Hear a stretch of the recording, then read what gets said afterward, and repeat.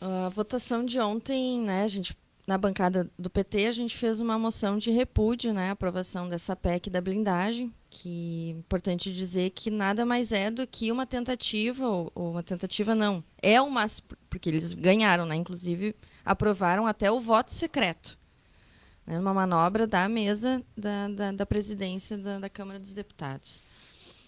Essa PEC, ela protege os deputados de serem investigados. Então, não é mais a justiça que vai dizer o cidadão, né, o deputado, que agora, né, tem um mandato, ou mesmo o senador, ele só será investigado se ele cometer qualquer crime. Né? É importante dizer que essa PEC, ela mexe em coisas que até então não se tinham, abre precedentes e uma insegurança jurídica que altera esferas como, por exemplo, a gente não está mais aqui falando só sobre crimes, sei lá, tentativa de golpe. Não é sobre isso. A gente está falando de qualquer ato ilícito dos deputados e senadores. Isso inclui, se tu tá lá, se tu bateu na tua mulher, vai ser os teus colegas que vão dizer se tu vai ser investigado ou não.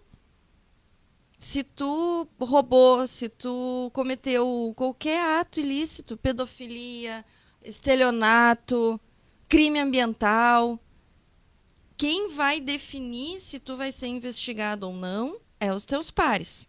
Né? E a gente vê os movimentos que acontecem em todas as câmaras legislativas, no âmbito municipal, federal e estadual, que a tendência é sempre que os pares se protejam.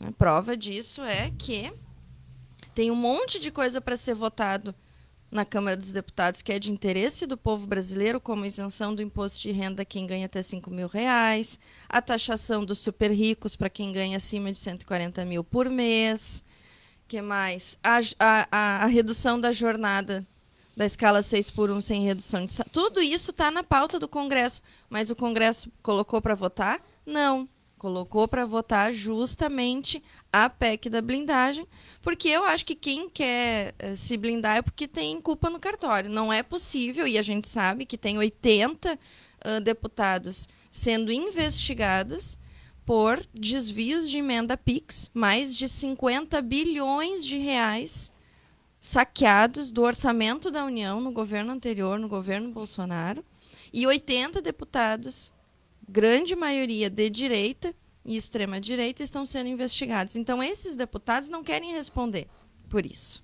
Então, essa Mas e é... os vereadores de O Cachoeira? que eles têm a ver com isso, Com né? isso? Pois é, Ronaldo, é uma questão interessante. A moção, né, ela foi reprovada pelos vereadores. Eu, particularmente, não é a primeira vez que... Porque, para mim, não se resolve... O voto ele é importante, Ronaldo, mesmo que seja para perder, para desacomodar, para ver as pessoas saírem, né, da sua zona de conforto. Porque o vereador, quando a gente entra na política... Por que a gente entra na política? Para defender um projeto político. Então, quando isso acontece, fica evidente as pessoas que estão lá por um projeto pessoal e as pessoas que têm um programa de sociedade, um programa para defender um projeto de sociedade. Porque a tarefa do vereador, quando ele entra na política, é ele ser, digamos assim, ele tem que trazer luz para o cidadão comum sobre esse assunto. Então, a gente não pode ser... A gente tem que trazer o que está acontecendo em Brasília. É isso que eu quero dizer, né? É muito confortável o vereador, uma hora pedir, cobrar do governo federal, por exemplo, a securitização e depois dizer que o assunto federal não é da conta dele.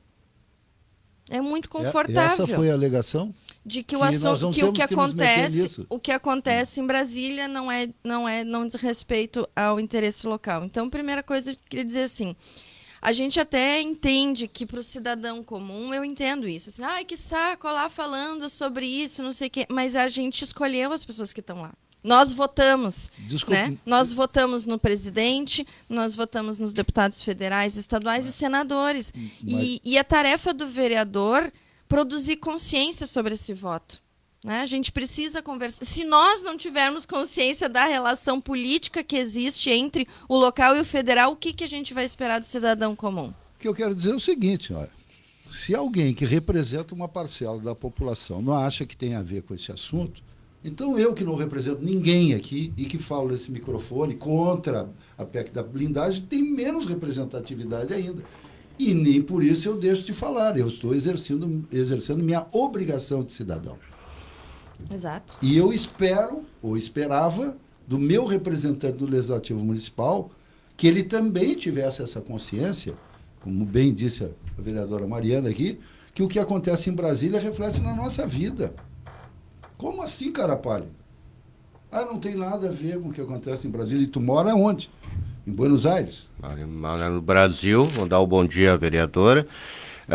Eu, há muitos anos, nem sonhava vir morar em Cachoeira do Sul, e eu sou pelo fim da imunidade parlamentar, instrumento criado na Inglaterra no século XIX, num Brasil onde nós vivemos a mais pura e plena liberdade de pensamento, de expressão, seja dentro das casas parlamentares, ou seja, na Praça Honorato, não existe a justificativa de manter o instrumento da imunidade parlamentar para o presidente da República e muito menos para qualquer outro político, em lugar nenhum.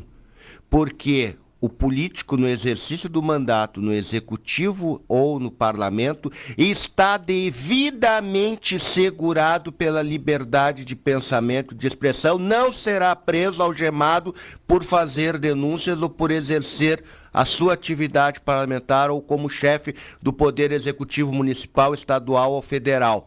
Agora, no momento em que a imunidade parlamentar é utilizada para esconder crimes que os parlamentares fazem e executam, e o presidente da República, isto é um deboche à democracia e ao povo brasileiro, e o Tomás há mais de 10 anos que defende em Porto Alegre o fim. O presidente da República pode ser preso, algemado e ser levado, sim, para uma delegacia de polícia e responder a um processo por crime que comete, porque o presidente da República, independente de quem está lá, é o primeiro que tem que ter vergonha na cara e dar o exemplo para todos. Se o presidente não tem vergonha na cara e não se dá ao respeito, o que é que sobra para um vereador, para um prefeito? Tomás, deixa eu ouvir a opinião da Cristina. Né? Deixa eu ouvir a Cristina Amor. Bom dia, Cristina. Bom dia. Na realidade, assim, se esconder atrás dos seus pares é uma atitude que a gente jamais esperaria, né, de um parlamentar. Mas a nossa Câmara de Deputados Federais, né, essa Câmara, ela não faz outra coisa a não ser pensar nela própria, né, nas próprias ações deles. E a gente tem visto isso seguidamente. Então, essa PEC da blindagem, né, que muitos chamam da PEC da bandidagem, né, ela é uma vergonha, é uma escrachada para o povo brasileiro. E dizer que isto não reflete em Cachoeira do Sul é pior ainda. Porque, como disse a Mariana, por que eles não votaram, por exemplo, a isenção do imposto de renda para quem ganha até R$5.000? Imagine a quantidade de trabalhadores que tem em Cachoeira do Sul que recebem até R$5.000. Se ficarem isentos. Eu dou a resposta para ti. Eles não votaram uma isenção que é justa, legítima, porque para dar a isenção será necessário tributar, por exemplo, investimentos que hoje não pagam imposto nenhum. Exatamente. Ou seja, do andar de cima, dos ricos. Dos super ricos. É. E se tem alguém em Cachoeira que receba mais do que 140 mil mensais? Esses que vão ser tributados. As pessoas ganham 10, 15 mil e acham que são super ricos. Né? E, na realidade, o super rico é quem ganha, hoje, né, quem ganha além de 140 mil mensais. Isso nós não temos aqui. Pelo menos eu não conheço nenhum. Né? E se tem, é um ou outro. E tributar o que não é tributado. Então, na realidade, este ajuste fiscal é que deveria estar sendo discutido hoje. Acontece que, né, Cristina, vamos falar claro, como atinge os poderosos, os poucos que têm muito dinheiro e influência, obviamente, a partir do seu poderio financeiro, Olha, mas para poder isentar a R$ 5.000, eu tenho que tributar as aplicações em bolsa, em fundos e não sei o que hoje não pagam nada. Aí esses que têm dinheiro para aplicar nesses fundos, que não somos nós, obviamente, eles estão incomodados, e eles estão reclamando, e eles têm os telefones, eles têm acesso, eles almoçam e jantam, né? Eles são amiguinhos. Eles que financiam. Eles financiam. Eles que financiam. E aí fica complicado. Então, só para deixar claro, votar a isenção de 5.000, todos votariam, se não fosse necessário tributar os ganhos de quem tem muito dinheiro. Não dá para usar meias palavras na minha opinião. E a gente tem que saber de que lado a gente está, né? Isso é importante, assim, eu ia dizer isso, né, Ronaldo? Porque o Senado só vai reprovar com pressão popular. Voltamos à blindagem, então. Isso, voltamos à blindagem. Só vai reprovar se tiver, né, pressão popular, que foi o que nós vimos no domingo. Milhares de pessoas foram às ruas deu o seu recado. Se a gente pegar desde da metade da semana passada até hoje, tu pode abrir todos os jornais nacionais, a grande mídia, vai estar falando sobre isso e vai estar sendo contra. Então, eu agradeço aí por ser um pequeno grão nessa área de comunicação, porque realmente não vi até agora, deve ter acontecido, a democracia pressupõe isso, né, que há a divergência, mas a esmagadora maioria dos colegas da área do jornalismo tem se posicionado e pautado as editorias para serem contrários. Pegou muito mal na sociedade. Tem deputado se arrependido, dizendo que se arrependeu, porque a repercussão na sociedade, né, e aí, né, é as pessoas falando, é a rede social, é a imprensa, né, todos esses enfim, setores estão falando sobre isso e estão se posicionando contra a PEC da blindagem. Então, e aí é importante, né, do papel do vereador, quando ele tem que produzir essa consciência, né? Quando a gente escolhe um voto, quando a gente vota num deputado, a gente tem que saber que ele é mais do que a pessoa que a gente gosta. Porque quando chega lá em Brasília, a forma como esse deputado se posiciona, a forma como esse deputado vota e principalmente com quem ele se alia, porque política não é só sobre o que a gente defende, é também com quem a gente caminha para aprovar as coisas. Isso diz muito sobre a postura, sobre o verdadeiro projeto que esses deputados e deputadas defendem. Então, os vereadores, muitos dos vereadores que votaram contra, ou mesmo os que se abstiveram, eles têm receio de depois apresentar os seus deputados para pedir voto aqui daqui a 2 anos. Porque muitos deles, da bancada gaúcha, votaram a favor da PEC da blindagem. E aí, é por isso que a gente está dizendo, assim, a política... Eu venho de uma tradição política, né, Ronaldo? Eu estou na política há mais de 20 anos, que a gente tem uma coisa assim, a gente tem que ser coerente com o que a gente fala. E aí, tu pode escolher não ser coerente, tu pode escolher ficar como vereador na zona do conforto, não se posicionar, não falar, dizer que isso não é da tua conta.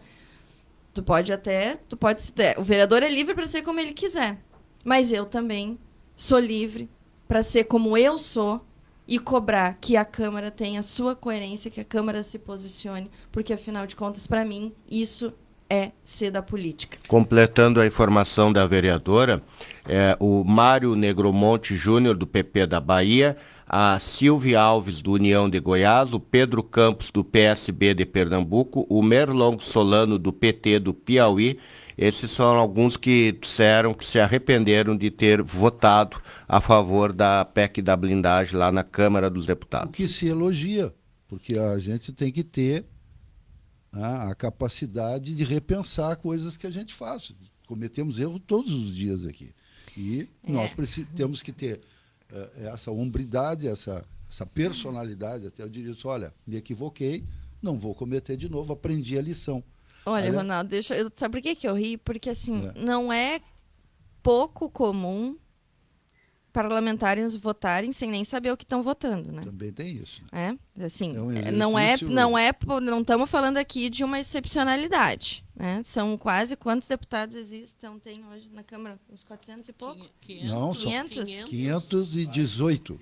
Cara, vocês acham nesse... 530. Tá, isso, vocês isso acham aí. que nesse bololô todo aí, todos eles leram a PEC? Porque, e aí por isso que é importante não ter a blindagem, porque os deputados, eles não, e não é só os deputados, parlamentares em geral, né? Não tem presidentes de conhecimento e do presidentes texto nacionais de das leis partido. que estão votando. Se quer ler ou se quer abrir o texto. Como é que eles definem as suas votações? A partir do que os coleguinhas dizem. Aí o coleguinha vai lá e diz assim, não, olha só, isso aqui, ó, isso aqui vai ser importante por isso, vai ser importante por isso, tá. Aí mistura uma coisa e outra, né? Porque daí é assim, né? Não, eu tenho interesse nisso aqui, ó, por outra coisa lá que eu tô votando, então vota aqui comigo, que depois eu voto lá contigo. Então eles votam sem nem saber o que estão votando.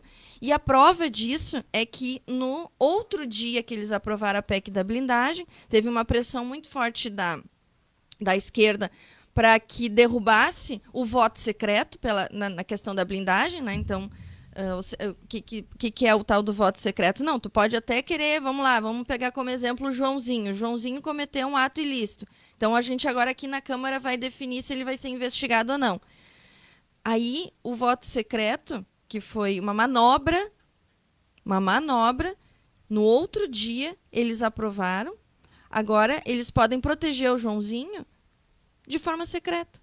Vejam só. Além do Joãozinho não ser investigado, ninguém vai saber quem é que protegeu o Joãozinho.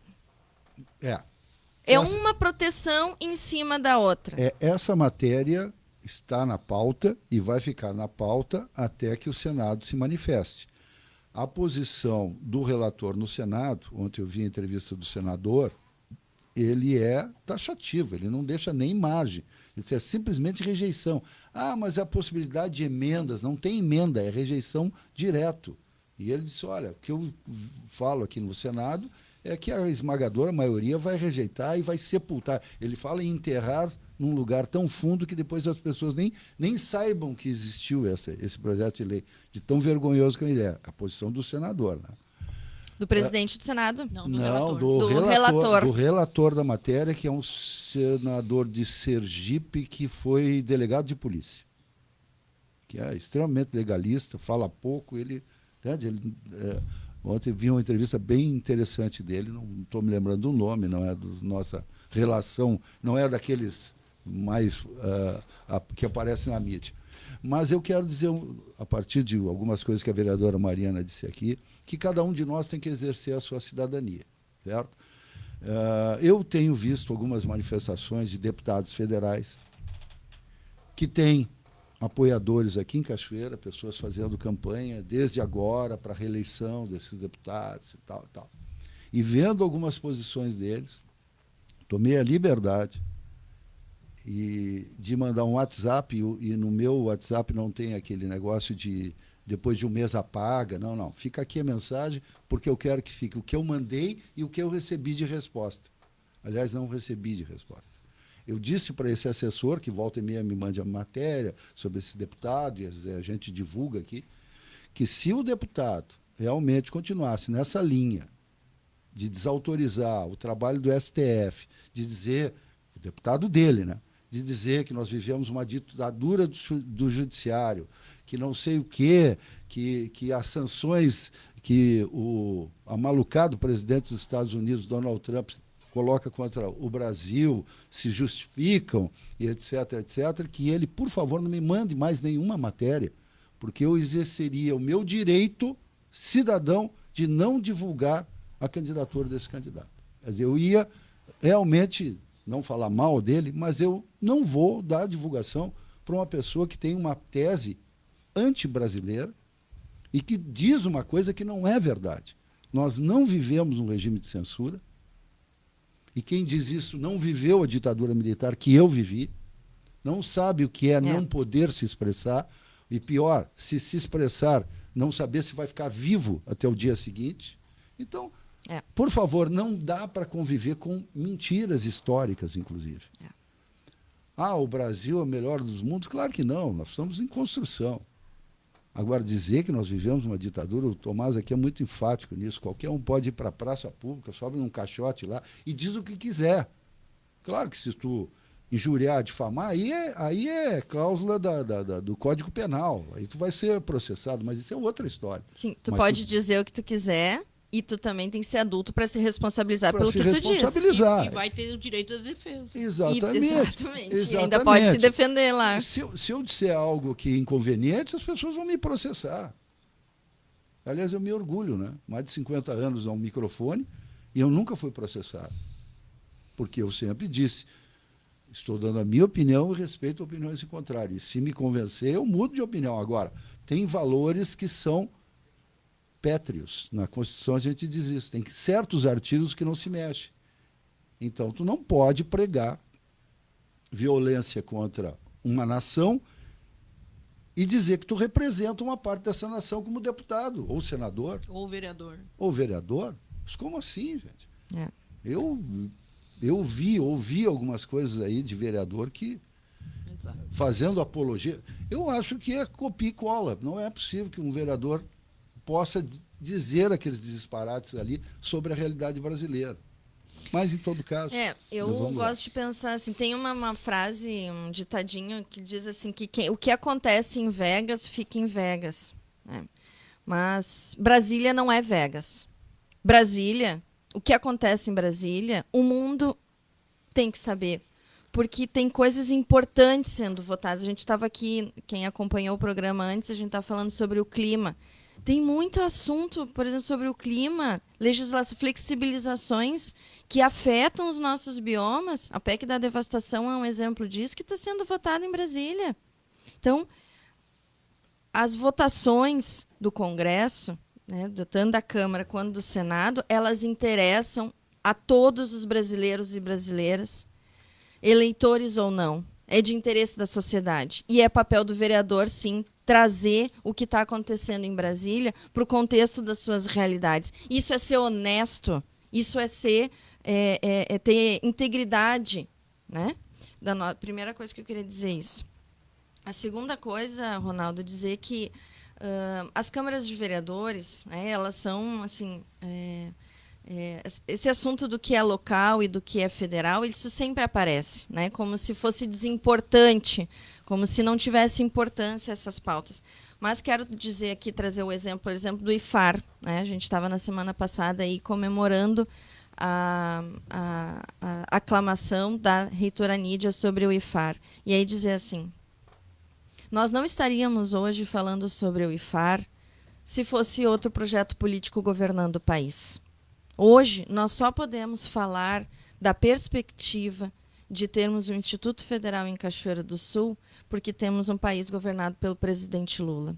Então, mais uma vez, é nosso papel, sim, entender que a gente tem que ser coerente com aquilo que a gente defende para a nossa cidade. Se a gente quer viver numa cidade que receba investimentos em educação, que receba investimentos em saúde, que receba investimentos em infraestrutura, a gente tem que apoiar um projeto político, presidente e deputados, que estejam alinhados com essa proposta. Não adianta nada a gente defender uma coisa aqui no nível local, porque é fácil enganar as pessoas, é fácil dizer para elas que está defendendo o povo e depois chegar lá em Brasília e votar em projetos que não correspondem a essas expectativas coletivas, que, pelo contrário, estão defendendo interesses de famílias, interesses de pequenos deputados e suas elites econômicas, interesses que são de pequenos grupos e não do conjunto da sociedade brasileira.